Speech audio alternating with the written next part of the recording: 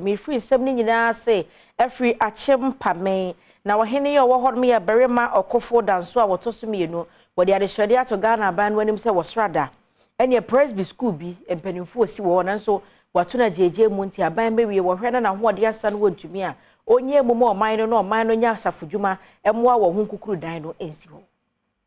berema okofo danso otoso mienu ohene wa Akyem Pameng etiwa east mensire no mu wapoye mantemu ede ato aban enim se presbyterian school eda ye wosi ama wo mo no ogya isi ho no mu ache nti wo mra emewie ema wo no dana de sanse mu etu ogya wa bra wo de akade bi ekoma adesuafo ewo ne kuro no emu ohye wo mu nkran se wo nsua de ye sebeye a obi nso bua wo mu a enye den kra esemu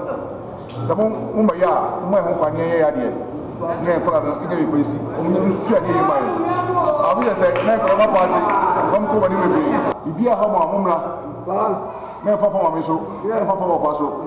o de o ba ni wo ho ana mpese mi di nkomo ne hawo o school hunu ne hawo fie a untumi nsu ade no so ma me ne hawo wo ko ne hawo sta untumi nsu ade no bra me no pe one on one ni enkasa Oba hima wo kru ni mu eye oba pani abana kwache wotoso mienu odi afutu ema adesuafo yi timi sramu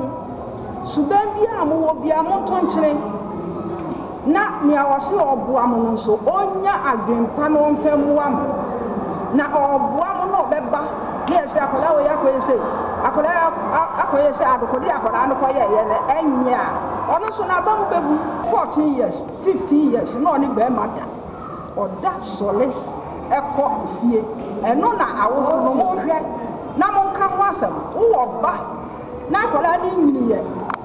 na ofiri fie koda be ma nchen na ade a cha no pa na wa ba wo fie ho na wo hwe no wo ku ho